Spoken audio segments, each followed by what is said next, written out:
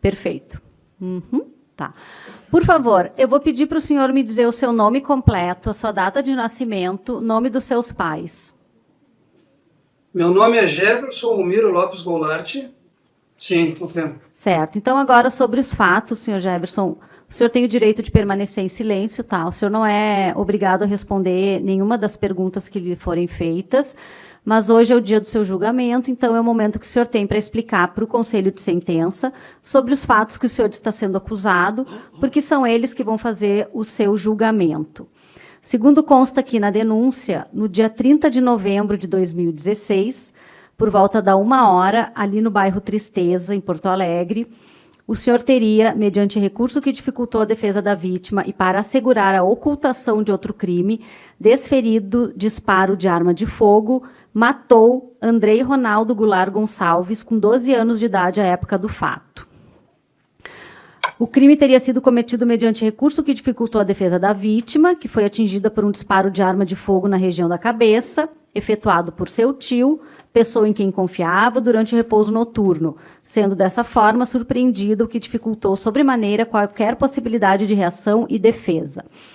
Ainda o crime foi cometido para assegurar a ocultação de outro crime, qual seja o estupro de vulnerável, que será descrito no fato 2.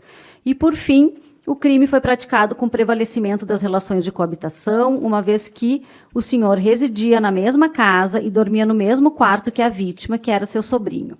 E a vítima era menor de 14 anos.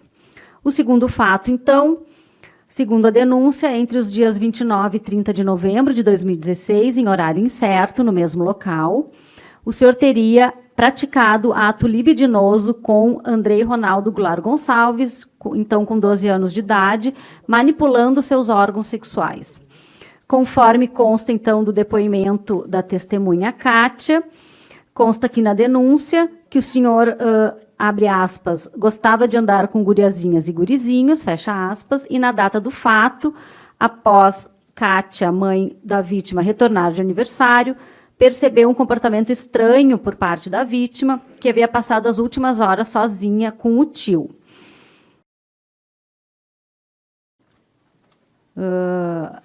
Então, num segundo momento, Kátia passou a acreditar que o réu pudesse ter, então, praticado esse ato libidinoso com o filho, quando, posteriormente aos fatos narrados no primeiro fato, após a morte da vítima. Aí depois também consta algumas outras testemunhas. Então, tem a agravante, então, do crime ter sido praticado com prevalecimento de relações de coabitação, uma vez que o senhor residia na mesma casa e dormia no mesmo quarto que a vítima.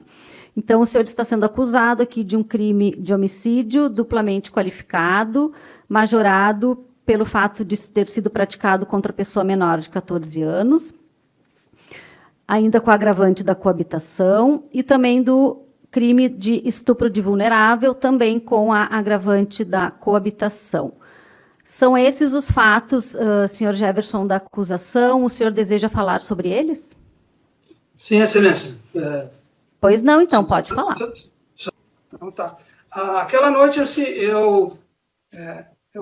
só me permita, eu vou retroceder só uma noite anterior, que uma senhora já mencionou, e é de conhecimento de todos, que teve uma tragédia do avião da Chapecoense que caiu na madrugada de domingo para segunda. Acho que é domingo para segunda, não, de segunda para terça. E aí o que acontece? Nós ficamos até tarde em volta daquela tragédia, né? Tudo que aconteceu ali. E depois disso, eu trabalhei, no outro dia levantei cedo e trabalhei até tarde e tinha que me preparar, que no outro dia eu ia ter uma viagem a serviço também, cedo. Então eu cheguei do serviço, né, na noite da tragédia, e eu olhei para ver, porque muitas vezes eu chegava, ele estava ali num campinho, ali jogando futebol, não estava, olhei, não estava. Fui para casa. Aí meu sobrinho me recebeu de braço aberto, o chimarrão, e aí ele tomou a iniciativa de dizer: Padrinho, estamos sozinhos. Eu digo: cadê a mãe e a Andressa? Ele disse: não, foram no aniversário e eu não quis ir, eu quis ficar aqui. E aí tomamos chimarrão, ele sempre era muito caloroso comigo e com todas as pessoas. Então, o que eu vejo, assim, excelência, só me permite eu fazer uma colocação que é gravíssima, que as pessoas pegam uma meia-verdade, não, pegam uma verdade e até uma linha ali leva aquela verdade, e a partir de alguns momentos distorce, dando os enfoques distorcidos da realidade, desconectando da realidade. Então, ele era uma pessoa maravilhosa, uma criança atenciosa, educado, eu não tenho uma reclamação dele, e meus irmãos também não têm, e bem como ele não tinha de mim, que foi dito hoje para minha irmã, que ele nunca viu, ele gostava, o pai da criança também dizia isso. Então, eu cheguei, tomei um chimarrão, aí depois fiz um lanche, ele também jantou, depois eu não TV, tudo que está descrito conforme eu repito, eu volto a confirmar todas as palavras que eu disse ali nos termos policiais. Eu fui 2 vezes, né, ouvido, e depois uma terça em audiência. Então, depois, para resumir, né, a questão da chegada, que é uma divergência, que a minha irmã, uma coisa de que ele estava estranho, não sei. Eu estava cansado, e eu imagino que ele também estivesse cansado. E ele estava olhando série. E eu notei que ele queria olhar série e pedia para a mãe dele sair da frente, que ela se posicionou bem na frente. Mas eu não vi assim, uma agressividade dele, e muito pouco eu corri ela. Eu só disse que eu estava cansado e eu dei boa noite e eu ia dormir, só isso. Normal, não tinha problema nenhum, porque a gente tinha essa abertura e dizia, eu estou cansado, preciso dormir. E aí, para minha surpresa, eu dormi, cansei, ele ficou olhando um pouco a TV, eu não vi ele desligar a TV. Me acordei com um estampido, e naquela época tinha muitas matérias ali de bateria de celular que explodia e tal, e eu no sono, cansado, no sono pesado ali, no primeiro momento me passou, não entendi que era um som de disparo, até porque essa pistola, o som dela não é alto igual de outras armas de revólver. Aí me acordei assustado e fui procurar o que estava acontecendo. E aí procurei, liguei a luz, olhei assim no chão, não me identifiquei nada, aí quando eu olhei que eu vi ele na cama ali, com aquela lesão. Quando eu vi aquilo, eu entrei em estado de choque. Eu não conseguia raciocinar. Primeira coisa, eu corri para o quarto da minha irmã para chamar ela, para mostrar o que tinha acontecido, que eu não tinha entendido, mas mostrar como ele estava. Tem algumas discordâncias, assim, algumas distorções, naquilo que eu lhe falei. Se precisar me cobrar, me cobre. Já falou distorções. Quais são as distorções? Uma que eu vou apontar. No laudo técnico, que não sou eu, não é o Jefferson, não é minha vontade que é feito, são peritos, cientistas, elogiados no Brasil todo e requisitados muitas vezes para ajudar a trabalhar nessas cenas assim, né, de tragédias. Ali no laudo está 2 horas o horário do óbito. Eu vi a pessoa falando 1h30, 15 para 1, não sei não, 15 para as 2. Então, começam essas distorções, pequenas distorções que vão dando um enfoque todo para meramente assim, me descredibilizar. Só que, quando me diz que fica na conversa, eu ter que tirar, desfazer, desconstruir essa conversa, é difícil. Mas quando esse disco me diz que envolve os laudos, que até hoje eu não entendo por que o laudo do IGP, que as pessoas não são minha amiga, e a senhora trabalha no direito, duvido a senhora conhecer uma autoridade, pessoas profissionais que trabalham seja na justiça, todas as categorias, mas principalmente pessoas que trabalham na segurança, vão passar pano, vão ajudar uma pessoa que eles nem conhecem, colocando em risco a carreira deles, ou então teria que ser despedido, porque vocês fazem um trabalho isso aí, e eu conseguiria alterar uma cena, como foi dito, que está ali, são laudos, é ciência, a entrada é na frente, está descrito, não sou eu que estou dizendo, está ali, tem fotos, tem a descrição, aí falaram, mas ele mexeu, não, olha a confusão que as pessoas fazem, no próprio laudo técnico ali, as fotos são posicionadas passo a passo, então o perito vai movimentando, procurando lesões, fazendo todo o trabalho dela, e vai registrando esse efeito, e aí quando aparecem as fotos no laudo pericial, disseram que eu que mexi, mas eu não estava no local, quando eles fizeram esse laudo, porque eu saí dali. Então, tem muitas distorções. Tem uma principal, doutora, que eu quero registrar hoje, toda a minha indignação. Senhor Jefferson, boa noite. Boa noite, doutor. O senhor está bem? Estou bem, graças a Deus. Espero que o senhor também esteja. Estamos na medida do possível. Vou lhe fazer algumas perguntinhas, se o senhor puder, e vou tentar atender ao seu desejo e perguntar dentro dos autos. Se alguma pergunta que eu lhe fizer o senhor entender de não responder, o senhor sabe que tem todo esse direito, compreendeu? Perfeito. A primeira pergunta que eu lhe faço, senhor, é se o senhor de alguma forma tocou no corpo. Não. O senhor não tocou no corpo? Não toquei. Então o senhor não ficou sujo de sangue? Não entendi a pergunta? O senhor não ficou sujo de sangue, então? Não ficou o quê? Sujo de sangue. Eu não estou com não está audível. O senhor ficou sujo de sangue? Ah, sim, mas o sangue que tinha, que caiu da cama de cima, eu estava na cama de baixo. eu levantei, já estava a cena ali, quem veio olhar os laudos, isso eu falo pelo laudo, pingou para baixo, e eu estava embaixo, na cama de baixo. Caiu no senhor, foi instantâneo, então? Não digo instantâneo, não sei precisar o tempo, mas desceu sangue, tanto que havia sangue ali embaixo. Eu lhe pergunto especificamente, espero que o senhor esteja me ouvindo, se o senhor sujou as suas mãos de sangue. Não sujei, excelência. Tá. O senhor mexe em qualquer coisa na cena do crime? Portas, janelas, cama, alguma coisa? Não mexi. Perfeito. O senhor quer se pronunciar sobre essas alegações de que o senhor tenha abusado de crianças durante a sua vida? Que são depoimentos diretos, né? Não é diz que, são depoimentos das pessoas. O senhor tem o que a dizer sobre isso? Eu nego veementemente. Eu nego tanto da primeira testemunha como a segunda testemunha, e eu não vou avançar porque meus advogados vão mais propriedade e até questão de contrariedades, de inverdade, de mentiras que essas pessoas trouxeram. Como eu dei o exemplo, vou repetir, da Fernanda, que me acusou de eu primeiro ter engravidado da minha esposa e depois nós casamos. Então essa é uma das testemunhas que eu apresento. E essa mentira, nós temos provas que ela mentiu. E está mentindo, tá? Eu não ouvi hoje o que ela falou. Eu acredito que ela tenha repetido, se ela repetiu o que ela disse, ela mentiu de novo. Essa mentira nós temos que comprovar, é o que eu digo. Está nos autos, esse aí eu basei a nossa resposta e a minha defesa está fazendo em cima dos autos. Eu nego veementemente, nunca tive problema, e digo mais, o meu sobrinho era uma criança respeitosa, e tanto o respeito era mútuo, ele para comigo e eu para ele. Nunca tivemos, eu desafio a minha irmã, tanto foi perguntado se alguma vez viram alguma coisa, ela disse, tanto que abriu as portas para mim, porque ela nunca viu e não ia ver, não existiu uma coisa que não existiu. Senhor, eu vou lhe fazer uma pergunta que ela está prevista no Código de Processo Penal.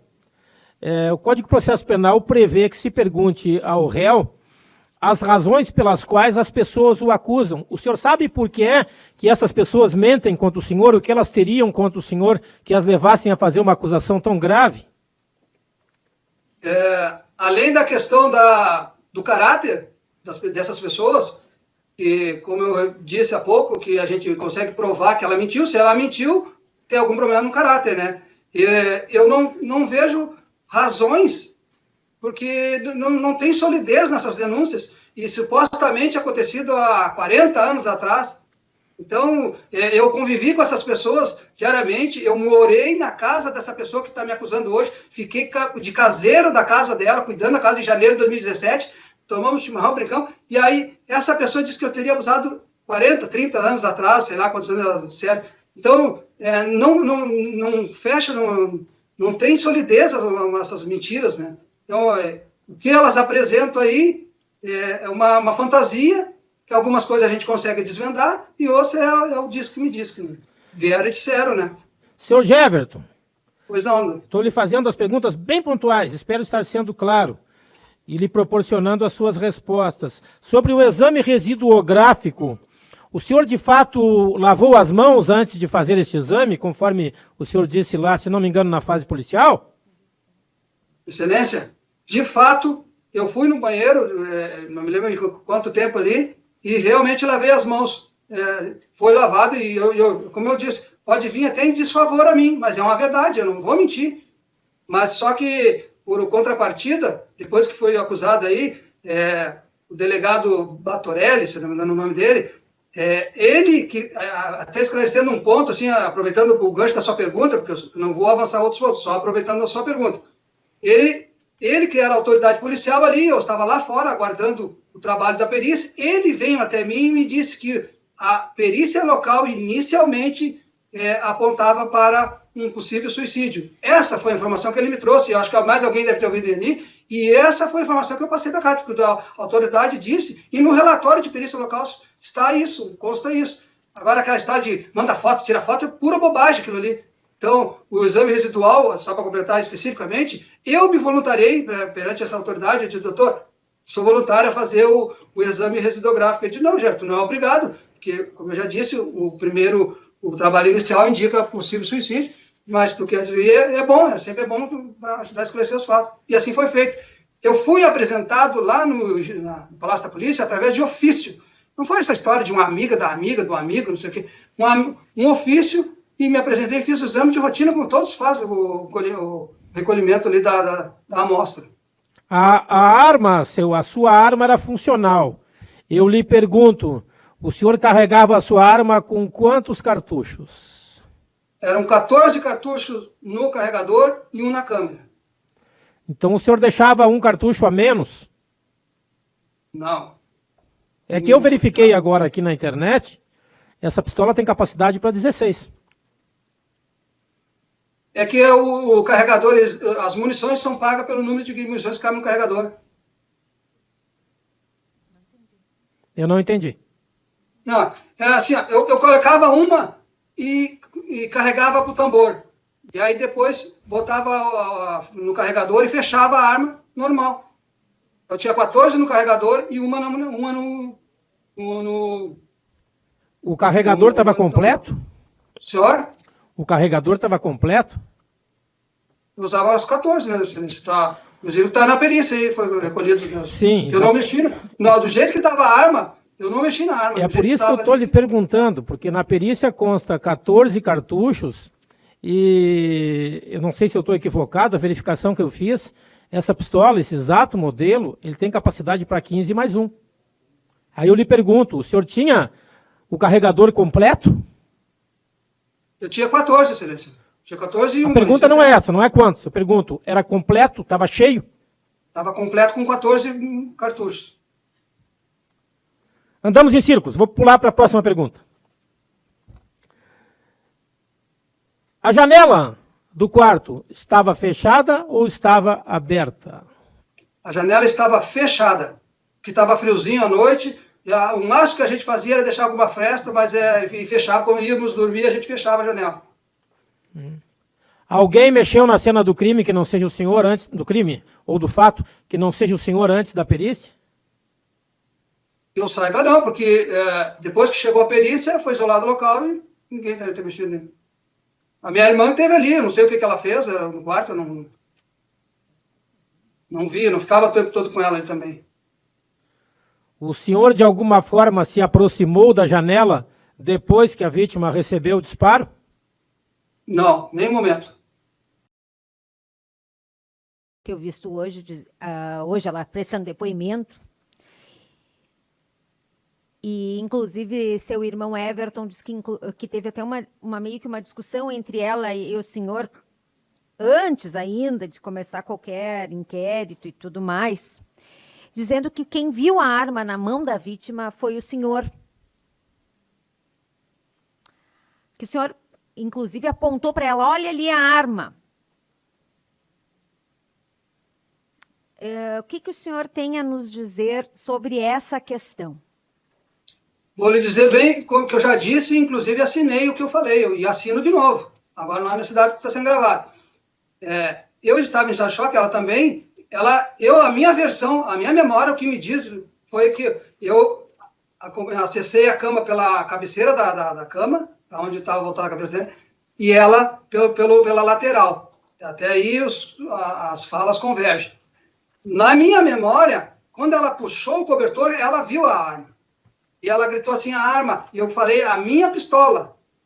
E aí, já aproveitando essa oportunidade, que eu acho importante, doutora, que ela fala assim, ela diz que eu falei, não mexe nele, Kátia, que é uma cena de crime. Não, eu disse, não mexe nele, que a gente não sabe o que aconteceu. Falei que, não falei crime. Falei que, se ela ouviu, pelo estado de choque que estava, crime, cena de crime, não, eu falei que é um erro fonológico, a gente falar a palavra o que, o e, a gente fala que a gente não sabe o que aconteceu.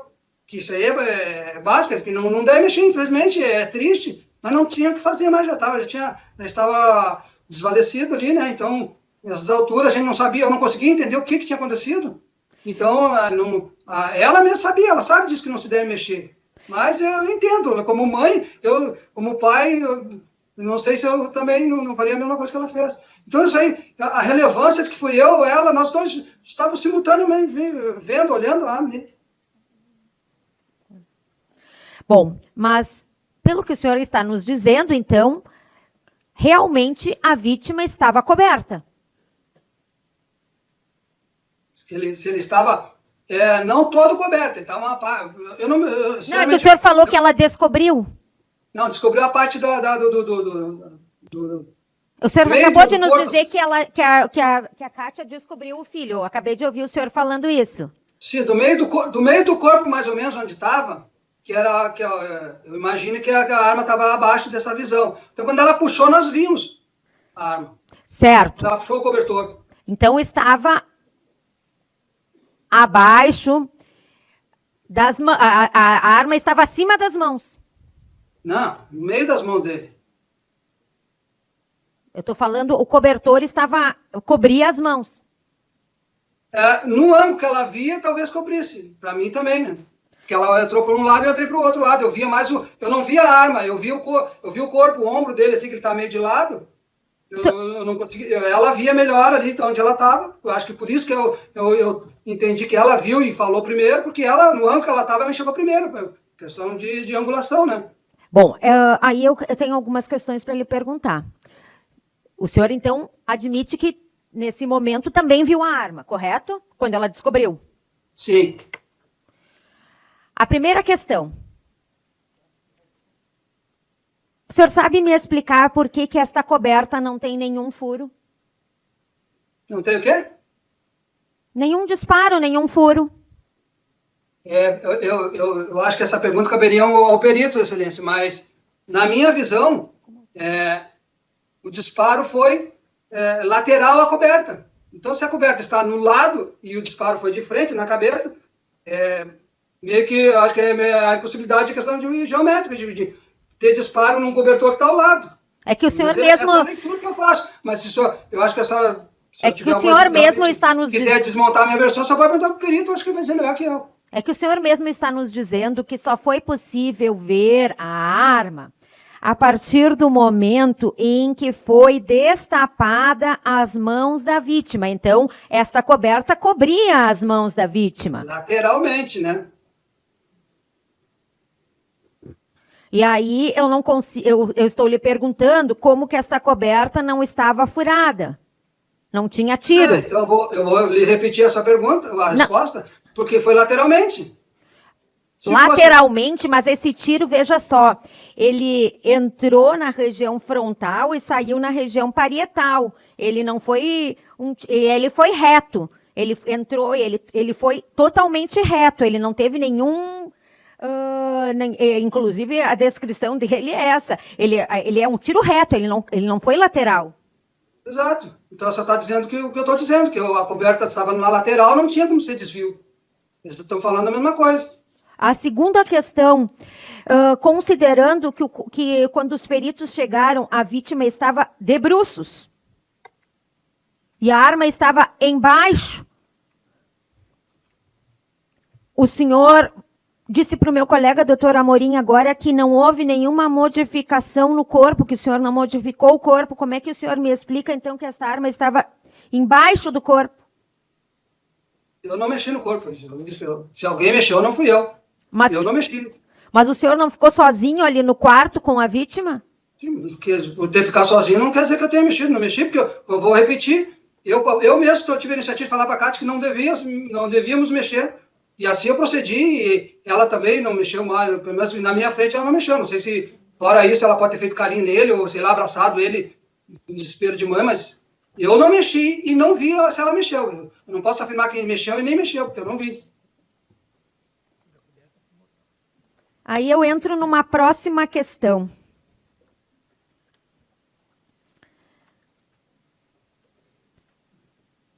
Então, essa forma que a dona Kátia nos diz que a vítima segurava a arma, ela nos diz que a vítima segurava o cano primeiro com a mão direita e colocando a mão esquerda em cima.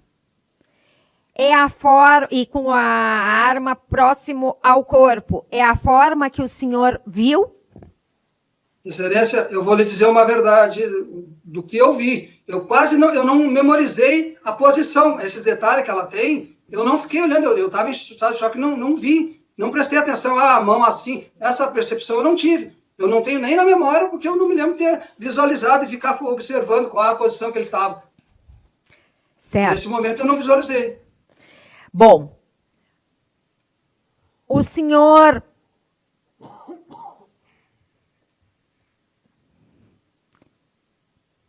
chegou a estar aonde nesse momento? De que ângulo que o senhor via o que está a vítima? Qual o momento que a senhora disse? Esse que o senhor estava com a Kátia. Primeiro nós estávamos do lado da cama, eu e ela conversando, e eu disse, aconteceu uma tragédia, nós vimos ele ali na posição que ele estava na cama ali. Sim, mas em que local da cama que o senhor estava? Eu estava na lateral da cama, depois que, quando ela foi ver, mexer ali, eu fiz a volta para ver se tinha alguma outra coisa, algum outro objeto, alguma coisa, porque nós via aquela ferida aberta e não sabia o que tinha causado aquilo ali até então. Nós só fomos descobrir depois que ela viu a arma, e ela viu primeiro, e eu disse, é a minha pistola, eu falei. Onde que esta arma ficava? Essa arma eu sempre trazia ou junto no meu corpo, quando assim era possível, ou como ela não tinha cofre, aí ela até sugeriu, deixa no armário deles ali no guarda-roupa. Eu disse, não, ali é perigoso, porque eles vão puxar uma roupa, pegar uma coisa, como é que eu vou deixar ali? Então eu sempre deixava ou no meu corpo ou próximo a mim, onde eu estava sempre. Se eu ia para o banheiro eu levava, se eu ia para a academia eu levava, se eu ia para o trabalho eu levava, e se eu ia dormir eu deixava mais próximo de mim. Certo. Este dia, o senhor foi na academia quando chegou do trabalho? Sim, fui, mas malhei bem pouco, não demorei muito não, porque eu estava muito cansado. E quando o senhor foi na academia, levou a arma? Como sempre. Como sempre, como? Levou ou não sempre, levou? toda vez que eu acabei de falar, quando eu ia para a academia, quando eu ia para o trabalho, eu levava a arma, sempre. Quando o senhor levou a arma para a academia, depois o senhor voltou e colocou essa arma aonde? Ela já estava no mesmo lugar, ela estava na mochila comigo. Certo. Eu vou ter que abrir uma fotografia. Agora eu não sei se ele vê. Agora eu não sei.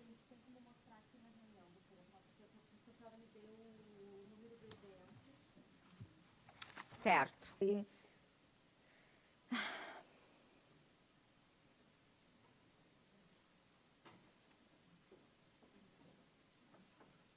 Será que ele está vendo? Não estou vendo, mas como a senhora disse, agora estou vendo. Isso aí mesmo, perfeito. Essa era a escada, a cama, era bem assim mesmo. Certo. E aí eu lhe questiono, nesse dia, o senhor não estava dormindo em posição... você não colocou ainda ali para os jurados? Já liguei, vou colocar.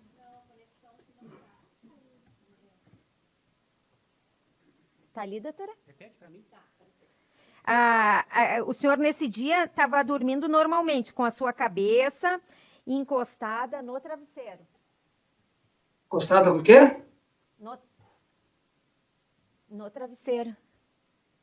Sim, eu estava mais próximo do canto da parede, não sei porquê, né? Mas quando eu me acordei, eu estava mais próximo da parede ali, dormindo. Certo. E essa escada, então, ela descia bem na sua cabeça. Na lateral da cabeça, né? Porque como eu estava mais pro canto lá... Aí até me chama a atenção nessa desorganização ali das cobertas, veja bem. O senhor está vendo a imagem, certo? Sim, estou vendo. Que o destapar é do canto de cá e não do de lá, o destapar. O desarrumado e o desalinho, inclusive, é da parte que tem sangue. Eu não sei se o senhor consegue ter essa visualização. Inclusive, o amassado do travesseiro. O meu destapar ou o dele? O seu? O meu eu começo me destapando, não sei outras pessoas, minha rotina, eu vou da parte de cima do corpo para baixo, e ali é como está ali, ó. Só ver que no... eu digo amassado do travesseiro, tudo é do lado que tem o sangue, não do lado de lá. Posso concluir? Pode.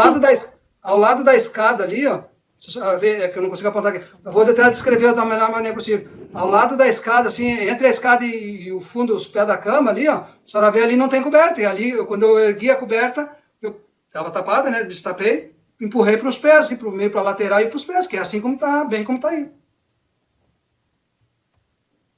Certo. Exatamente como está aí, não tenho... Certo. Nunca tinha prestado atenção nesse detalhe, mas é assim que eu me destapo, começo a me destapar da parte de cima do corpo para baixo.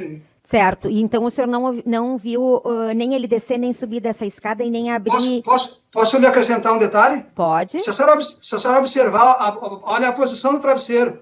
Ele está mais próximo e praticamente encostado na parede do que encostado na escada. Se a senhora observar bem, confirma o que eu disse, que eu estava deitado mais para o canto lá. Até porque, como ele continuou um pouquinho, quando eu adormeci, ele estava na TV, eu virei para aquele lado que a claridade da TV não me atrapalhava em nada para eu dormir. Então, exatamente como eu disse. Na fotografia aí é o que eu tinha na memória, né?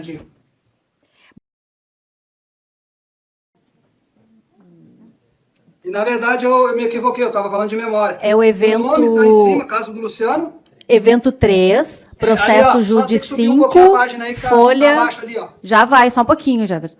Folha 21. Tá, aumenta um pouco, bota mais para baixo onde está o... Tem que descer desce não, um ao pouco. contrário. Aí, olha. Não é o caso do Andrei, não é o caso da Kátia, não é o caso do Jefferson. O que o Luciano, que a minha irmã disse que tá entre ida e vindas, não sei o que tal, fez campanha, tudo usou, tá aí a prova, ele usou esse processo aí, é o caso do Luciano, ele levou isso aí, e procurando fazer uma alavanca para a plataforma política dele. Eu estou cansado, exausto mentalmente, mas para a plataforma política ele usou esse processo. E está aí a prova, é o caso do Luciano. Ele se apresentava como o salvador da pátria da minha irmã. Ele fez campanha nos momentos mais difíceis, entre aspas, ele que era o salvador. Eu vi isso, vi coisas que ninguém viu, eu sei de coisas que ninguém sabe. Então, quando eu estou respondendo, que foi a pergunta original do Dr. Marcos Vinícius, ele me disse que tinha um escritório. E aí, para minha surpresa, ele não é advogado e eu não sei se ele trabalha no seu escritório, mas eu nunca fui no tal do escritório dele. Tá aí, essa pessoa aí que apresentou-se aí como advogado, manobrou, manipulou provas, usando as suas palavras, manipulou sim, porque tá aí as provas. Mas ele mentiu. Excelências, uma pessoa que tem a capacidade, a cara de pau, de mentir para autoridades constituídas do nosso poder jurídico e legal. O que mais ele mentiu? O que mais ele fez? Qual outras coisas que ele fez para convencer pessoas? Aqui nós temos provas que ele fez isso. Mas o que mais? Ele me leva a abrir um leque de possibilidades. Não tem como provar, não falo. Me silencio, me dá o direito de ficar quieto. Mas que me dá o direito de pensar, dá. Uma pessoa fez isso aí, um cara vai num gabinete de uma autoridade e se diz advogado, vai numa autoridade policial pedir informações, cobrar. Eu cobrei, ele disse no depoimento dele, ele parecia um desembargador falando, não, porque eu fiz isso, fiz aquilo, e aí deu uma aula de perícia, ele pegou uma garrafa e fez um teatro ali. Quando eu vi aquele sujeito falando com ele, eu disse, se não sou eu, Jefferson, que estou aqui desse lado, eu ia acreditar naquele cara. Uma empáfia, um poder assim que... Então é isso aí, doutor Marcos Vinícius, eu não sei se respondi a sua pergunta. Pelo que eu entendi, o senhor não conheceu se eu estiver errado. Eu não tenho que lhe responder, obviamente, estou aqui para lhe fazer perguntas. Mas, pelo que eu entendi, então, o Marzo também é uma manipulação do Luciano. Isso, ele, né? Que... Não só, se o senhor olhar aí no documento, está ali o nome dele, do Luciano perfeito. E o Márcio. O senhor disse que o Luciano fez outras coisas também, além de todas essas manipulações. Eu lhe pergunto, o senhor tem conhecimento se ele também abusou de menor de idade, se ele molestou menor de idade, se ele matou menor de idade? Não, o senhor tem doutor, isso não está em questão aqui, doutor. Ele disse que, excelência, não, isso não tem nada a ver com manipulação. Não, perfeito, que ele está falando, se me doutor. permite, excelência.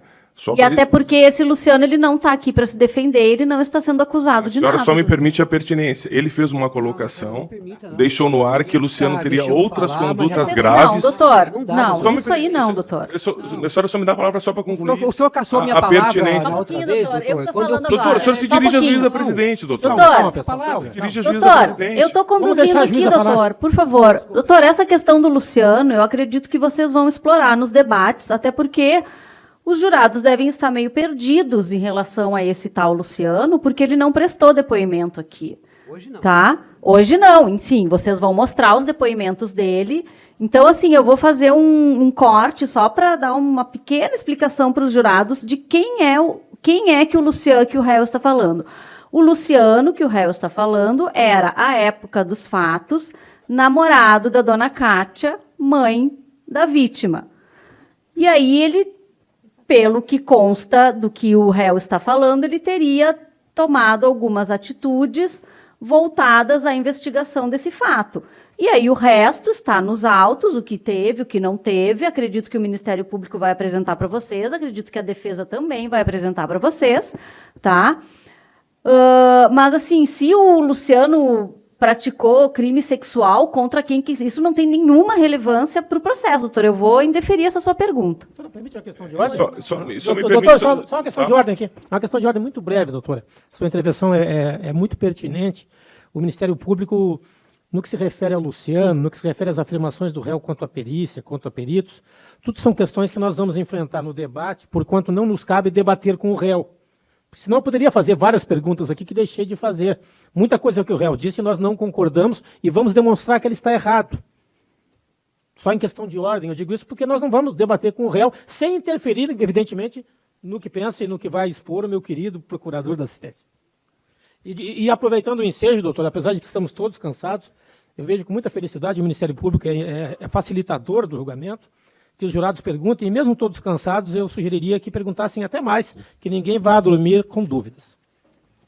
Tá, no final, eu vou passar as perguntas dos jurados, algumas eu já fiz, conforme eu vejo que a pergunta tem pertinência com o que o réu está falando, eu vou perguntando. Mas, então, vamos adiante. Doutor, próxima pergunta. Excelência. Jefferson,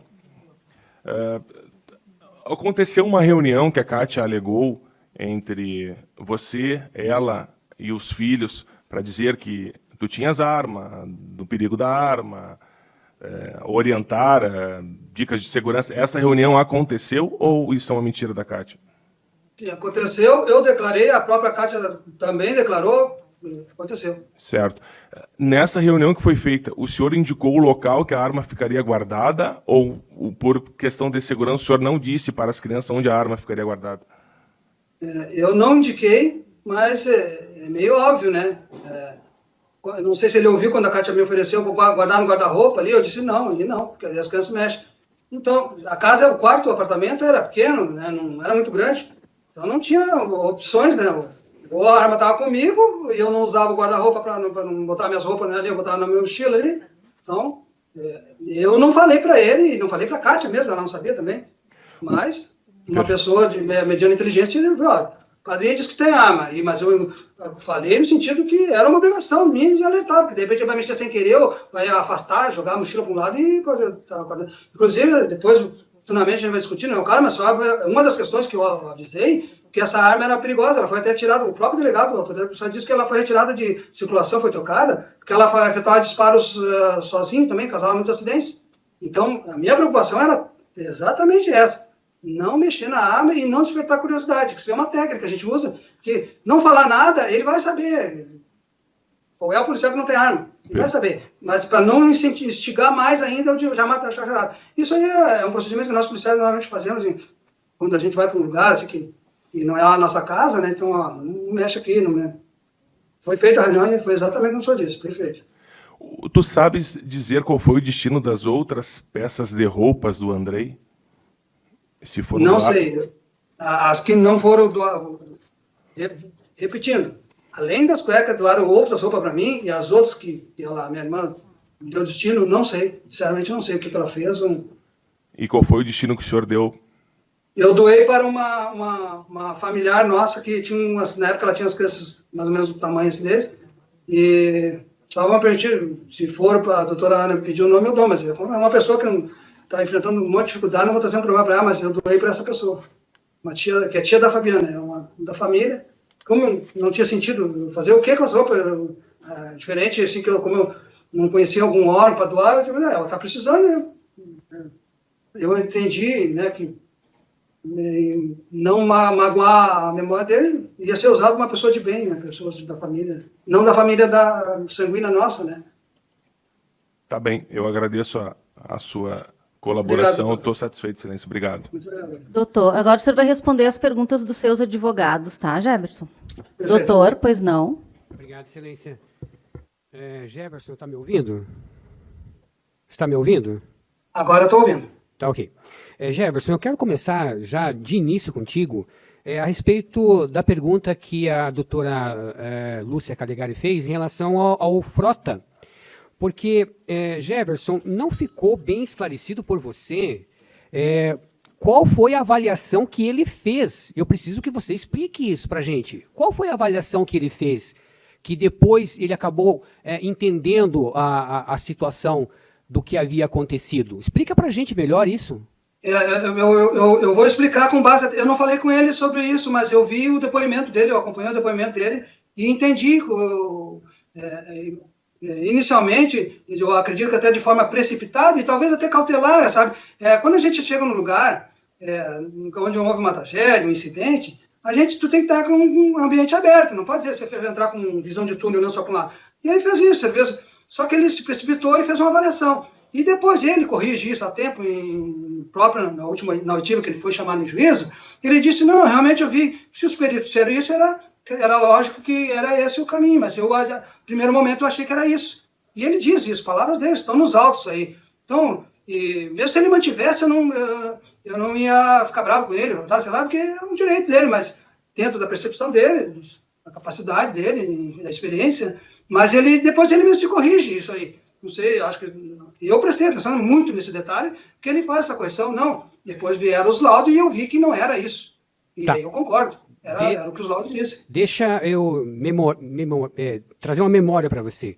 Ele entendeu que, conforme ele chega lá na cena do ocorrido, daquela tragédia, ele se depara com... Ele acreditava que o disparo tinha acontecido na nuca e saído na frente, é isso? Não, nesse detalhe ele não entrou comigo assim, a miúde, assim, não afinou assim, esse detalhe. Ele só me disse que... Depois eu vi ele falando, ele disse que não fechava, daí, palavras dele ali, né? Mas para mim ele só disse assim, ele me colocou, literalmente, me colocou na parede, Jefferson, diz o que aconteceu, se foi isso ou aquilo. Porque agora, depois eu entendi, no depoimento dele, que ele tinha essa dúvida lá na cabeça dele, que é normal, repetindo. Aí ele disse isso, e aí ele não me disse assim, porque eu entrei, olhei o ângulo tal, o ângulo X, eu vi a situação, ele não falou nada. Para mim, especificamente, nunca tratamos desse assunto, até porque... ele trabalhava num outro setor, embora nós fôssemos conhecidos, não éramos amigos, eram colegas de trabalho e tal, e um respeito mútuo, ele mesmo disse que me respeitava, e eu respeito também ele, colega formidável, uma carreira brilhante também, e ele simplesmente não entrou em detalhes comigo, e depois ele reviu a posição dele, isso aí está claro nos autos, claro que é mais fácil explorar o que ele disse contra mim, mas ele dizendo a favor de mim, ninguém me perguntou, tu sabe que ele reviu? Ninguém me perguntou, mas aproveitando a oportunidade, senhor... Entendi. Eu gostaria de esclarecer aí, conselheiros. Ok. Excelência. Jefferson, eu tenho que conversar com você de novo. Já foi aqui repetido várias vezes, mas eu tenho que pedir para você. Essa questão do Marzo. Hoje eu fui incisivo com ele aqui. Eu disse, escuta aqui, você recebeu dinheiro antes ou depois de você comparecer lá no Ministério Público? E ele falou que foi antes, Ele mesmo falou que não pagou esse dinheiro para você. E, assim, eu quero que você fale agora o que realmente aconteceu com relação a esse dinheiro que ele pediu para você, quando que foi que ele pediu e por que você, na sequência, não pôde cobrar ele. Então, assim, doutor, até um tempo atrás eu tinha essas datas, assim, mais de memória, assim, sabia mais ou menos, foi um mês tal, ano tal. Eu me lembro que foi antes, bem antes. Porque nós tínhamos, assim, um contato, mais, como ele disse, assim, por Facebook ali e tal, interagia, às vezes eu fazia uma live aqui, ele curtia, nós tínhamos um contato, e quando eu estava no Rio de Janeiro já, e no Porto Alegre, no Sul também, nós nos criamos ali, nunca tivemos problema. Então, em determinado momento, quando ele falou aquilo ali, que a esposa dele, eu sabia que ele vivia uma vida, vamos dizer, tá me faltando a palavra agora, uma vida reta, assim, com uma pessoa, tinha uma família, e com filhos e tal, que ele morava na casa onde moraram os pais dele. Então, eu sabia assim, que conhecia a pessoa, não tinha intimidade, eu conhecia ele, e quando ele me deu essa notícia, a situação é muito grave, ela já recorreu a tudo que é canto, e não consegue. E aí ele me disse, eu estou precisando de... Ele me disse, e lá no Ministério Público ele falou isso quando ele foi ouvido a primeira vez. Algumas pessoas se passaram, aí ele negou hoje de novo, na última audiência ele negou, mas lá no Ministério Público ele disse que, eu quero ver que tu pode me ajudar, essas foram as palavras dele, mais ou menos assim, a minha memória não é tão boa assim, mas ele disse, tu pode me ajudar, ou seja, pode me ajudar, tá pedindo, né, não pedi, ele que ofereceu para isso, e foi bem antes, eu nem tinha sido denunciado, não tinha nada, a situação então, depois, que aí, ele sabendo que eu já tinha emprestado dinheiro para ele, Eu só perguntei, e aí, conseguiu resolver? Não, ela foi atendida, cara, eu comprei os remédios, não sei o quê, beleza. E aí, passamos um tempo assim, não tínhamos contato tão permanente, mas nós tínhamos, assim, eu conhecia ele me conhecia, sabia onde morava, e aí ele ficou no sul, e depois, posteriormente, que aconteceu a denúncia, e aí eu fiquei sabendo depois que ele foi um dos que foi fazer uma denúncia contra mim, e só que, estranhamente, aproveitando a pergunta sobre o Marzo, ele me diz que, com medo, ele tinha, não hoje, mas na outra audiência, ele tinha muito medo, ele tremia. Eu não sei se orientado para alguém para usar palavras-chave para depois pedir uma prisão. Ele dizia que tinha medo, estava com medo de mim, com a família. Inclusive, se mudou de estado, saiu de Porto Alegre para morar em Santa Catarina. Só que tem um detalhe, eu moro no Rio de Janeiro, Santa Catarina é mais próximo daqui do que Porto Alegre, então não tem sentido do que se afastar de uma pessoa mais próximo do estado dele. Então eu teria que ir para o Uruguai, logicamente, mas então ele mentiu tantas coisas, que amanhã a gente vai se abordar isso, e os senhores vão abordar, que não tem sentido. Então, mentiras e mentiras. Tem coisas que ele diz que me disse, fez assim. Na primeira audiência ele dizia de um jeito, depois o doutor Thomas quase prendeu ele, alertou ele, se o senhor mentir, o senhor é testemunha, o senhor não pode mentir. Já o Falavena, ele foi informante, então não deu muita importância para o devido processo legal. Entendi. Então, depois que ele foi ao Ministério Público e fez a denúncia contra você, aí você não teve mais nenhum tipo de condições de conversar com ele e muito menos de cobrar essa dívida. Pois é, aí a gente tem uma praxe que é um conhecimento. A pessoa que está envolvida, tu não pode estar abordando, até porque se eu tivesse feito isso que estavam me acusando, hoje eu estaria recolhendo uma cela ou morto, né? Ou então, já porque a gente sabe que essas pessoas que cometem esse tipo de delito, que cometem os delitos que eu estou sendo acusado indevidamente, eles não duram um dia na cadeia, que é o que a minha irmã dizia, que queria que eu ficasse preso um dia. Foram feitos vários pedidos e, felizmente, as autoridades avaliaram aquilo que tem que ser avaliado, que não havia elementos para tal.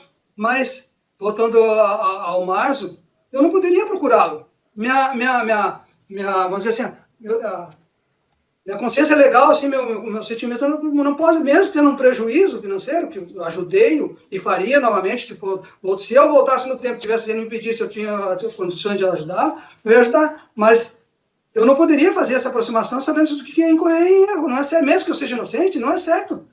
Então, quando o doutor Thomas determinou algumas cautelares para eu cumprir, é o que eu já venho cumprindo. Porque eu sei que não me aproximo, mesmo com um sentimento de dor. Eu me afastei da minha família, nós perdemos laços familiares, não só eu, minhas filhas, hoje não vimos mais os meus sobrinhos crescerem. Então, o Anderson mesmo dando depoimento que nunca viu nada, a Andressa também disse que nunca viu nada, mas eu não posso procurá-los, infelizmente, e até não, independente de ter a medida cautelar, eu não faria isso. Porque é uma situação que evoluiu a um ponto que não tem mais volta nesse sentido. Até que eu seja absolvido, e talvez vão duvidar do Poder Judiciário, que eu teria um poder, que não sei o quê, por eu ser oficial da Brigada Militar, eu fui com um mérito meu, e nunca usei isso para benefício nesse processo. Entendi. Vamos falar um pouquinho então do bilhete, tá? Eu quero saber, Jefferson, onde você estava no momento que a dona Kátia encontrou aquele bilhete, e se você sabe quem que estava junto com ela no momento que ela encontra o bilhete. Eu estou falando daquele bilhete que foi periciado. Então, assim, eu viajei os primeiros dias, o próprio Ministério Público me deu uma dispensa, porque a gente estava com aquela tragédia muito abalado. Daí apareceu uma viagem na outra semana, e eu disse, eu vou ir, porque até é bom, eu preciso sair, conversar, trabalhar. E fui viajar a serviço pelo Ministério Público, do dia 5 ao dia 7. Só que no dia 6, eu me lembro exatamente, porque era no meio do dia da viagem. No dia 6, nós trocamos informações, eu preocupado com a minha irmã, como é que estava, perguntando para o Everton, eu comunicava direto na época, eu comentava com ele, como é que ela está, como é que ela está. Aí ele me relatou que ela encontrou esse bilhete, uma calça, que ele estava, tudo que ela disse ali, foi o que ele me relatou, ele estava vendo as roupas, e ela achou essa roupa, falou para o Everton. E que no primeiro, palavras dela, eu vou repetir, porque o Everton disse isso assim, não sei se ele vai ter oportunidade de dizer de novo, mas ele disse com essas palavras assim, em primeiro momento ela entrou em negação. Tá, ok. Jefferson, tem mais alguma coisa que você quer falar em sua defesa? Tenho, doutor. Infelizmente eu estou cansadíssimo também, eu tenho dormido muito pouco, tensão, diferente que me aplicar a história de que eu sou psicopata, é ao contrário, eu estou muito preocupado. Eu quero dizer para a doutora Ana Alice, que a minha neta é a Alice, então eu não vou esquecer o seu nome nunca. Eu sei que o seu trabalho é imparcial, a doutora Calegari também, todo trabalho. mas eu vou dizer assim que eu vi, a minha defesa peticionou e a senhora concedeu, né? E a senhora argumentou por que concedeu a minha participação online. E eu fiz assim as oitivas também online. E eu sei que isso me traz um prejuízo, doutora, enorme, grande, porque eu não estou ali para os conselheiros de sentença me visualizar. Até tem uma imagem estática praticamente. Eu não vejo meu gesto, não minha reação quando alguém fala isso, quando fala aquilo. Eu até evito fazer movimentos aqui, porque daqui a pouco vou ser mal interpretado. Então me traz um prejuízo, que às vezes mostra uma imagem lá, eu sei que em vários momentos foram mostradas imagens lá, num cantinho lá, que é agora no final, hoje à noite, agora no final, mas na parte 1 e 2 da tarde, dos trabalhos de hoje, eu acho que o Ministério Público mostrava para os conselheiros lá, a imagem tal, e eu não tinha essa visão, até para acompanhar, saber que é de mim, então, eu que estou envolvido, eu não tinha. É um prejuízo, eu não estou falando reclamação, porque agora eu vou chegar ao ponto, por que eu optei assim? Porque eu recebi essas ameaças de morte. Eu não tenho garantia que eu chegasse no Rio Grande do Sul, vamos dizer, eu sou absolvido, sou inocentado. E aí sou morto. O que a minha família ganha? Quem ganhou? Ninguém ganha nada. E isso aí não é assim, o gesto está exagerando. Eu nunca fui vítima, assim, vítima no sentido de me sentir vítima, viver o vitimismo, nunca fui. Mas eu também não sou bobo, a pessoa tem que ser alerta. Eu não carrego arma mais, não tenho porte de arma. Eu vou estar exposto numa área, num local que as pessoas estão estampando a minha cara todo dia no jornal, ali na TV, esse cara fez isso, fez aquilo. Eu tive que abrir mão, tive que fazer uma escolha que talvez me traga um prejuízo que nunca mais se repare. Mas essa foi a minha escolha. Mas, de qualquer forma, foi muito boa assim, a qualidade da imagem, eu consigo ver, som, algumas coisas. É só esse quesito que eu perco um pouco, que às vezes acontece algumas falas ali meio paralelas, assim, eu não estou ouvindo, não está no microfone, eu estou longe e não ouço.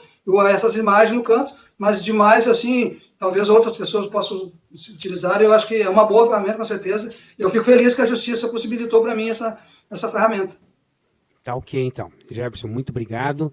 Excelência, devolvo a palavra. Tá. Jefferson, eu tenho algumas perguntas aqui dos jurados para a gente encerrar hoje. E, assim, algumas perguntas são referentes a algo que tu já falou, mas que, por ter sido uma resposta mais complexa, digamos assim, uma resposta mais longa, talvez o jurado não tenha gravado. Então, eu vou te pedir para responder agora bem objetivo, tá? Então, a primeira pergunta é, o que tu conversou com a vítima antes do fato? Nós conversamos amenidades, como sempre. E aí eu vou ser bem objetivo. Nosso tratamento, assim, era mútuo, de respeito, carinho, uma criança dócil, assim, me tratava. Não teve sempre nenhum... foi respeitoso. Nenhum... Sempre foi. Nós conversamos sobre série, sobre algumas coisas de trabalho, eu não conversava com ele sobre trabalho. Então conversamos só amenidades, assim. Nenhum assunto desagradável. Nem pessoal dele, porque aí eu não cobrava o que a mãe dele cobrou, nunca interferi, porque eu presenciei ela dando os castigos, mas não interferi. Então a minha conversa foi sempre amenidades. Tá. Outra questão aqui que consta em algum depoimento que tem nos autos e que deve estar consignado nas cópias que os jurados têm na mesa, refere que o senhor faz menção a sonambulismo. E aqui hoje, em plenário, também a testemunha Marzo referiu que tu teria feito menção a sonambulismo. Tu tem algum histórico de sonambulismo? Já teve algum problema com isso, sim ou não? Eu fiz essa resposta, eu respondi lá no inquérito da Polícia Civil. Está nos autos aí, não sei a parte de cabeça, mas está nos autos. Quando eu fui requerido, eu acredito que foi na segunda vez, foi perguntado isso. Só que a minha resposta, o que eu disse lá? Não, eu quero saber se o senhor tem algum problema de sonambulismo, se o senhor já teve algum episódio de sonambulismo.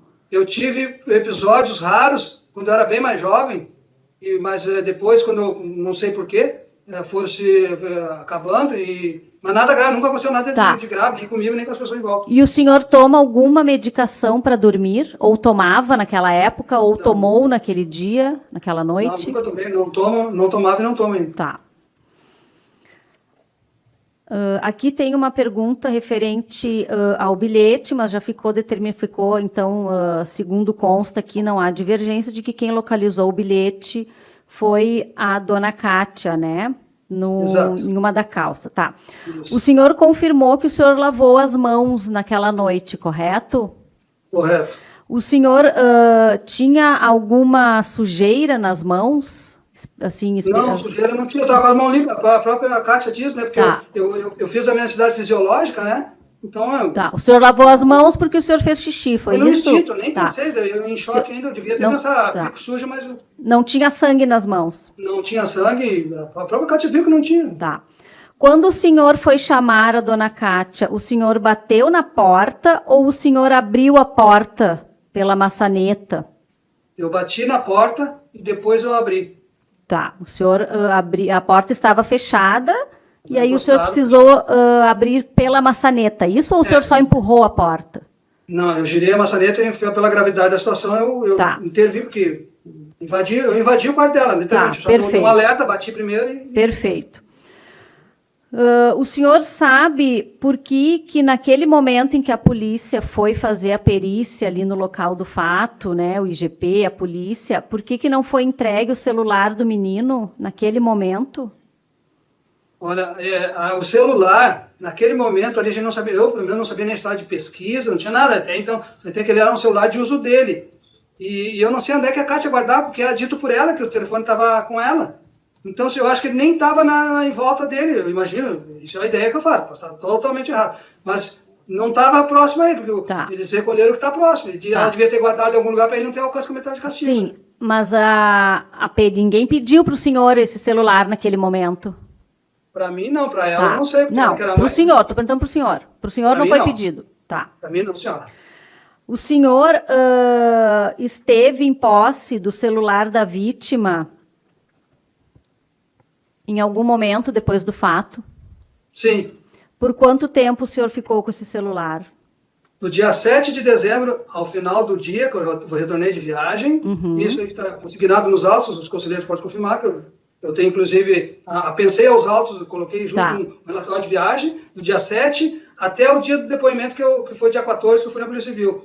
Eu só não me recordo de cabeça que foi um ato físico, assim, que não teve uma formalidade para eu recorrer. A minha memória não me lembro. Tá. Eu tenho para mim que eu entreguei para a Kátia o dia 15 ou 16 de dezembro. E ela mesma disse que foi nessas datas que ela Tá. recebeu. O senhor, então, entregou para a dona Kátia, o senhor não entregou para a polícia? A Kátia, porque eu Tá. tinha ido na polícia e não entreguei. Entreguei para a Kátia. O senhor, quando recebeu esse celular, o celular tinha senha? Eu não sei porque eu não mexi. Eu vou repetir o gesto que eu fiz. Eu dei um nozinho na sacola e do jeito que estava, não sei se tinha bateria, como estava, não sei. Tá. Eu nunca mexi nesse telefone. Nem antes, nem nesse dia, nem depois. Nunca mexi. Tá, então o Nunca senhor não mexi. fez nenhum tipo de alteração na senha? Nunca toquei, nunca manuseei Tá. o aparelho, além de pegar na ponta da sacola para entregar e devolver para a Kátia. Tá. O senhor deixava, quando o senhor foi dormir, o senhor guardou a arma estava travada? Tinha algum sistema de segurança na arma? Não, ela tinha uma trave, o que tinha a gente usava. Deixei travado, sim, senhora. Tá. O senhor tem conhecimento se a vítima sabia manusear essa arma, sabia destravar a arma? Eu não tenho conhecimento. O que chegou depois aí nos autos, aí que um coleguinha disse que ele teria mexido, né, na arma. Mas eu não tenho conhecimento disso. Tá. Ou se ele pesquisou essa pesquisa que teria sido Tá, o feita. senhor não sabe não se foi ele pra mim que tinha- foi trazida. Eu não Tá. sei, não tenho conhecimento. O senhor, quando o senhor viu o corpo do menino, logo que o senhor acordou com o disparo, viu o corpo, o senhor pode repetir, por favor, onde estava a arma? A arma, quando eu encontrei o corpo, eu não vi a arma. Eu só vi porque não estava enxergando a arma. Eu olhei na verdade, eu olhei aquele rasgão ali, que realmente choca, né? Sim. E aquilo ali me chocou. E eu não imaginava que aquilo ali era uma arma, não conseguia entender aquela situação. Tá. Eu acordar de madrugada e ver aquela situação. Só vimos depois, quando eu e a Kátia juntos, simultâneos, ali praticamente enxergamos. Tá, e aí depois, quando o senhor viu a arma pela primeira vez, ela estava onde? Ela estava com ele, eu não sei a posição exatamente. Eu só sei que a mão dele, qual mão segurava, isso eu não tenho de memória, porque eu não memorizei, porque essa cena eu praticamente desviava o olhar, mas eu Certo. olhei e vi que a arma estava com um cano apontado para trás assim, dele, para a parede, né, no caso. Tá, E não do que foi dito para frente ali, como a Kátia disse. tá. Em relação ao depoimento da Fernanda, pergunta qual o motivo a Fernanda teria para fazer uma acusação sobre importunação sexual, se ela teria tido algum contato, se ela teria sido induzida pelo Luciano. Então, Excelência, Eu não acompanhei visualmente, mas eu só depois tive acesso às informações que ela foi ouvida na outra audiência. Sim. Eu fiquei estupefato, de queixo caído, quando a minha defesa me trouxe o conhecimento que ela disse que ela era apaixonada por mim, que eu fiz sacanagem. Eu fiquei com a prima dela, que a Fabiana é prima dela, eu fiquei Tá, mas o senhor disse que ela teria essa... Vamos só um pouquinho, porque a Fernanda prestou depoimento aqui em plenário hoje, né? Ela pediu que o senhor não acompanhasse, mas os seus advogados acompanharam. E ela, em nenhum momento, ela disse isso. O senhor refere ao outro... Tá, então, numa outra audiência, depois a gente vê o termo de audiência.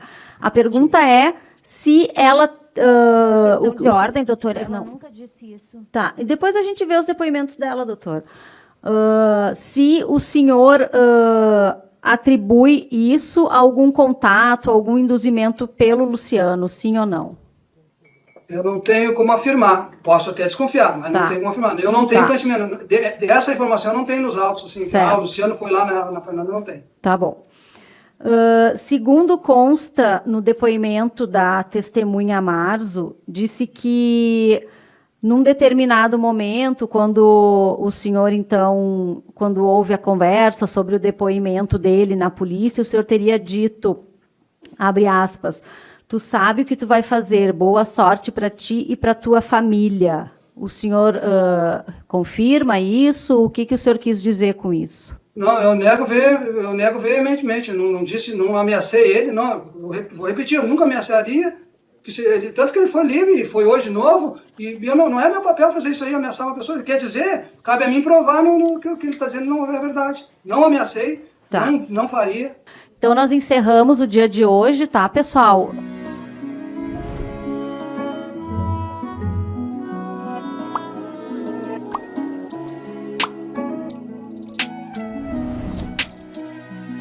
Tá, então vamos lá, pessoal.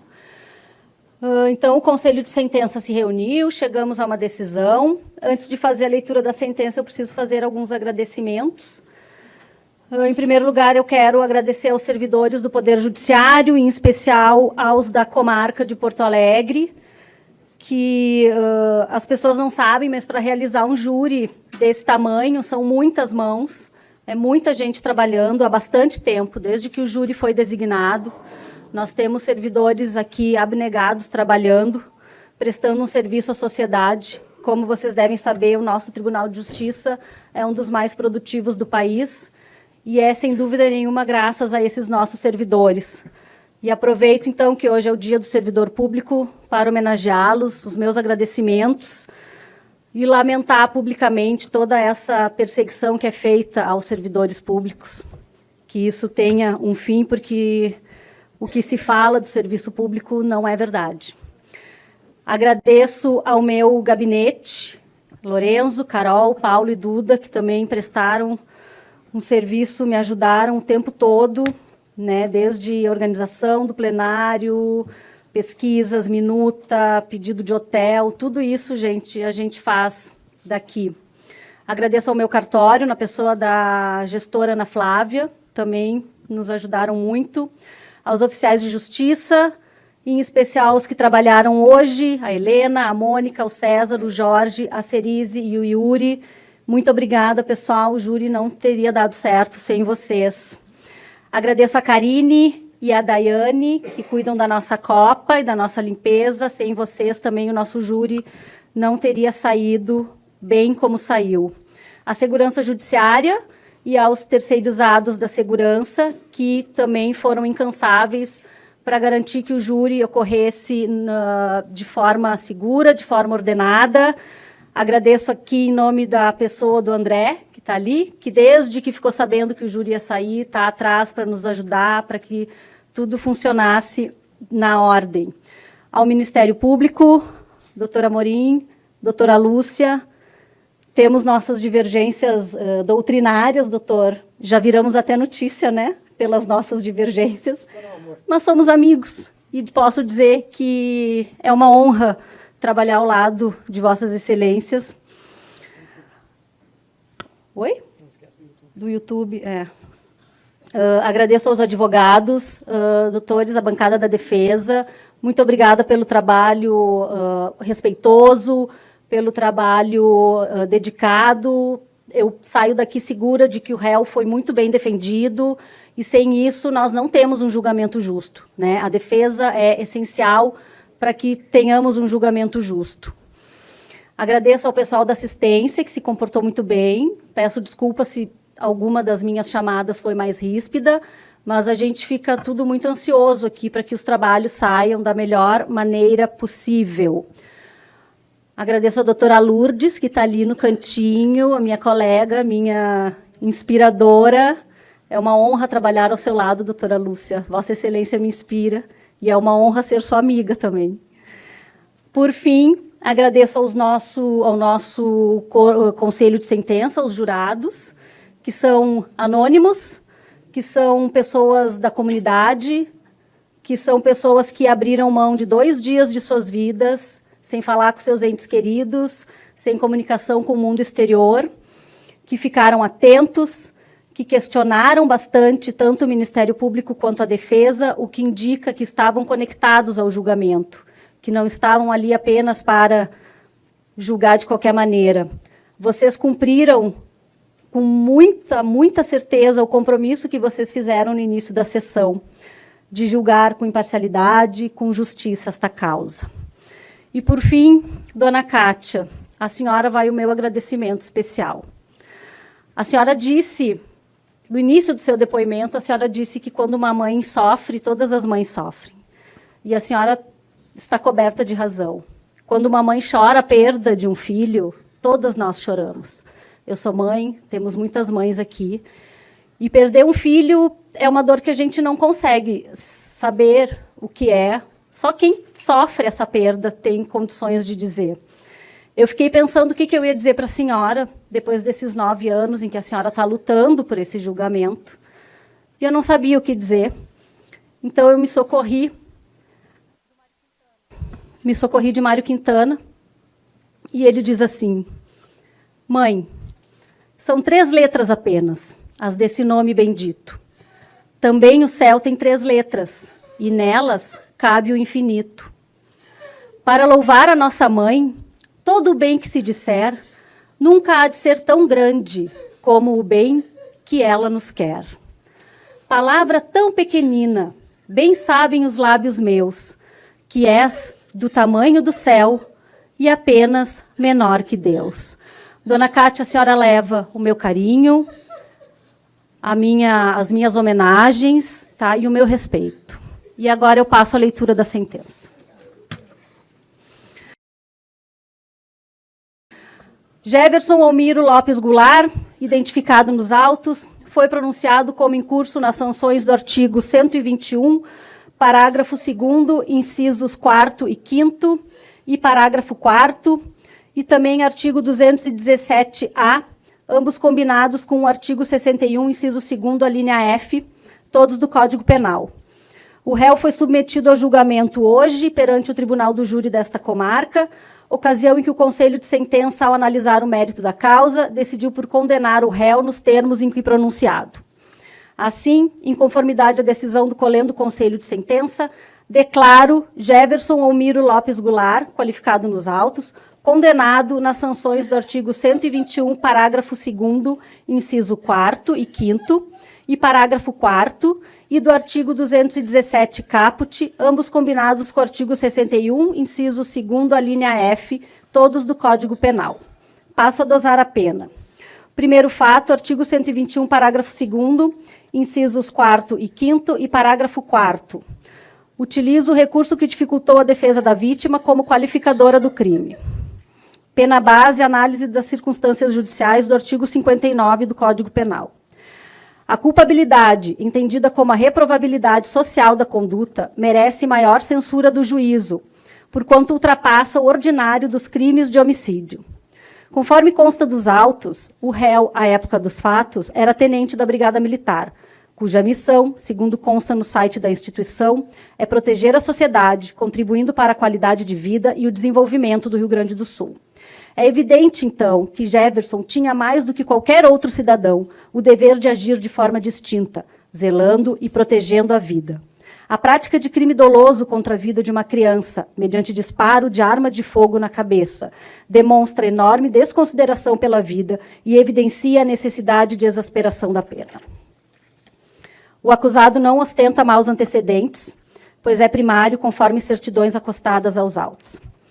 A análise da personalidade do sentenciado, na esteira da jurisprudência mais atualizada do STJ, resulta na análise do seu perfil subjetivo, no que se refere a aspectos morais e psicológicos, para que se afira a existência de caráter voltado à prática de infrações penais, com base nos elementos probatórios dos autos, aptos a inferir o desvio de personalidade de acordo com o livre convencimento motivado, independentemente de perícia. No caso, há diversos depoimentos nos autos que informam que o réu se relacionava de forma imprópria com menores de idade, inclusive com alegações de testemunhas em plenário, no sentido de terem sido abusados sexualmente. Ainda que tais alegações não tenham gerado condenações criminais, entendo que é possível considerá-las para contextualizar a personalidade desviada do réu, em especial diante do fato de a vítima ter, na data do crime, 12 anos, o que coincide com a idade aproximada da testemunha, e aí eu cito o nome da testemunha e de uma informante, que à época dos fatos por eles narrados envolviam toques e condutas e tinham a mesma idade da vítima. Não há elementos suficientes para determinar a conduta social do acusado, mantendo-se a circunstância neutra. O motivo do crime, vinculado ao interesse em ocultar outro crime, é objeto da qualificadora acolhida pelo Conselho de Sentença e será considerada na segunda fase da dosimetria. As circunstâncias que dificultaram a defesa da vítima são objeto da eu já li isso aqui, perdão. As consequências extrapolam a normalidade do crime. O fato... eu não li isso aqui, perdão, pessoal, me perdi. Vou voltar. O motivo do crime, então, vinculado ao interesse em ocultar outro crime, é objeto da qualificadora acolhida pelo Conselho de Sentença e será considerada na segunda fase como agravante. As circunstâncias que dificultaram a defesa da vítima são objeto da qualificadora acolhida pelo Conselho de Sentença e foi considerada para a qualificação do crime, não podendo ser novamente considerada em desfavor do réu, sob pena de bis in idem. As consequências extrapolam a normalidade do crime. O fato de a vítima ter menos de 14 anos é circunstância objetiva e caracteriza a majorante que será analisada na terceira fase da dosimetria. Não obstante, Andrei era sobrinho do sentenciado, filho de sua irmã com quem, conforme relatado nos autos, mantinha excelente relacionamento. O crime, portanto, não atingiu apenas o adolescente, mas impactou toda uma família, que se desestruturou de forma definitiva, muito embora, segundo consta dos autos, fosse bastante unida por vínculos afetivos antes do crime. O comportamento da vítima em nada interfere na dosimetria. Assim, em vista das circunstâncias do artigo 59 do Código Penal, 3 das quais são negativas, incremento a pena base em 1/6 para cada uma, no que equivale a 6 anos, adotando o critério utilizado pelo STJ, e fixo a pena base em 18 anos de reclusão. Me consegue uma aguinha? Pena provisória, análise das agravantes e atenuantes. Reconhecidas 2 qualificadoras pelos jurados, quais sejam o recurso que dificultou a defesa da vítima e prática do crime para assegurar a ocultação de outro crime, utilizada a primeira para a qualificação do delito, é possível que a segunda seja considerada para incremento na pena base ou, se for o caso, como circunstância agravante, quando for assim prevista no Código Penal. Considerando que foi reconhecida a qualificadora para assegurar a ocultação de outro crime, igualmente prevista como agravante no artigo 61, inciso 2º, a linha B, no Código Penal, aplico a circunstância nesta fase. Ainda, o crime foi praticado com o réu prevalecendo-se de relações de coabitação, pois residia na casa da vítima a convite de sua irmã, o que caracteriza a agravante do artigo 61, inciso 2º, a linha F, do Código Penal. Presentes, então, 2 circunstâncias, incremento a pena em 1/6 para cada uma, o que equivale a 6 anos, restando a pena provisória fixada em 24 anos de reclusão. Pena definitiva, análise das majorantes e minorantes. Presente a causa de aumento do parágrafo 4º do artigo 121 do Código Penal, porque o crime foi praticado contra a pessoa menor de 14 anos, incremento a pena em 1/3, que equivale a 8 anos, e fixo a pena definitiva em 32 anos de reclusão. Anoto que na terceira fase da dosimetria, quando são analisadas as causas especiais de aumento e diminuição da sanção, é permitido que a pena ultrapasse o quantum máximo fixado abstratamente pelo tipo penal, não obstante o limite fixado no artigo 75 do Código Penal, que será observado, então, na fase de execução. Pena do segundo fato. Artigo 217-A, do Código Penal, caput do Código Penal. As considerações em relação às circunstâncias do artigo 59 do Código Penal são, na maior parte, as mesmas, com uma pequena distinção. Culpabilidade, antecedentes, personalidade, conduta social e consequências do crime e o comportamento da vítima seguem a mesma análise já realizada para o crime de homicídio. As circunstâncias do fato são graves, pois o crime foi praticado na casa da vítima, onde certamente se sentia seguro, especialmente porque estava na companhia de seu tio, em quem, segundo consta dos autos, mantinha confiança, o que, por certo, facilitou a prática delitiva. Não obstante, tal circunstância está inserida na agravante do artigo 61, inciso 2º, a linha F do Código Penal, e será considerada na segunda fase. O motivo do delito sexual é a satisfação da própria lascívia, inerente ao tipo penal. Assim, em vista das circunstâncias do artigo 59 do Código Penal, 3 das quais são negativas, incremento a pena base em 1/6 para cada uma delas, o que equivale a 4 anos, adotando o critério utilizado pelo STJ e fixo a pena base em 12 anos de reclusão. Pena provisória, agravantes e atenuantes. O crime, então, foi praticado com o réu prevalecendo-se de relações de coabitação, pois residia na casa da vítima a convite da sua irmã, o que caracteriza a agravante do artigo 61, inciso 2º, a linha F do Código Penal. Então, incrementa a pena em 1/6, que equivale a 2 anos, restando a pena provisória fixada em 14 anos de reclusão. A pena definitiva, então, não há circunstâncias majorantes ou minorantes a serem consideradas, razão pela qual torna definitiva a pena em 14 anos de reclusão. Concurso de crimes. Considerando que os crimes foram praticados em concurso material, na forma do artigo 69, caput do Código Penal, cumulo as sanções aplicadas individualmente e fixo a pena definitiva em 46 anos de reclusão. O regime de cumprimento de pena em razão do quantum fixado será o fechado, inicial fechado, na forma do artigo 33, parágrafo 2º, a linha A do Código Penal. Não há detração a ser considerada. Não cabe a substituição da pena privativa de liberdade por restritiva de direitos em face do quantum de pena aplicada e porque o crime foi praticado mediante violência contra a pessoa. A indenização, nos termos do artigo 387-4 do Código Penal, deve ser fixada pelo juízo, considerando os prejuízos sofridos pela parte ofendida. A matéria tem sido objeto de debate na doutrina e jurisprudência em relação aos requisitos exigidos para sua fixação, tendo o STJ, por ocasião do julgamento do tema repetitivo número 983, fixado que, no caso de violência contra a mulher praticado no âmbito doméstico familiar, é possível a fixação de valor mínimo indenizatório a título de dano moral, desde que haja pedido expresso da acusação ou da parte ofendida, ainda que não especificada a quantia e independentemente de instrução probatória. A tese se limita às hipóteses de crime envolvendo violência contra a mulher, na forma da Lei 11.340, de 2006. Ao não abranger aos demais crimes, a conclusão lógica é que a indicação do valor pretendido e a respectiva instrução probatória são essenciais à fixação da indenização. Dispensada esta última, quando evidenciado pelas circunstâncias do caso concreto, o dano moral presumido. E aí eu cito jurisprudência do STJ. Assim, em que pese não desconheça decisões em sentido contrário, tenho que, a fim de assegurar ao acusado a observância do devido processo legal, com exercício do contraditório e ampla defesa, deve a inicial acusatória conter o pedido indenizatório com expressa indicação do valor mínimo pretendido, bem como ser o pleito objeto de instrução probatória realizada em conjunto com a instrução referente à matéria criminal. Ou seja, a acusação deve indicar um valor mínimo referente aos prejuízos materiais e morais suportados pela vítima, que devem ser demonstrados no curso da instrução, possibilitando ao réu impugnar o pedido e os valores postulados. No caso dos autos, tais requisitos não foram observados, pois consta apenas pedido genérico na denúncia, razão pela qual eu deixo de fixar a indenização, sem prejuízo de os legitimados postularem o ressarcimento dos danos na esfera competente. Perda da função pública.